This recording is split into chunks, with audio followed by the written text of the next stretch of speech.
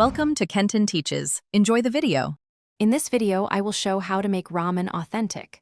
First, focus on building a deeply flavorful broth. This is the heart of any great ramen. Next, select fresh ramen noodles, as their texture significantly impacts the overall experience.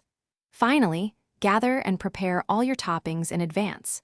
This simple preparation ensures a smooth and enjoyable cooking process, allowing you to create a delicious bowl of authentic ramen with ease.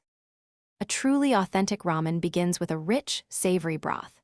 To achieve this, simmer chicken or pork bones for a minimum of 4 hours, extracting maximum flavor. Incorporate dried shiitake mushrooms and a piece of kombu during the simmering process to infuse a profound umami depth.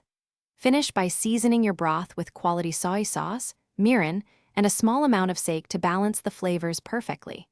This careful attention to the broth makes all the difference.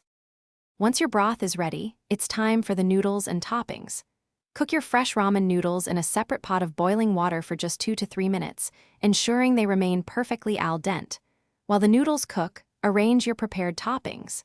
Classic choices include perfectly soft-boiled eggs, tender chashu pork, and vibrant green scallions. A sheet of nori adds a final touch, making your bowl look as good as it tastes. Now for the best part, assembly. First, warm your serving bowls to keep your ramen hot longer. Ladle in the rich broth, then add your perfectly cooked noodles.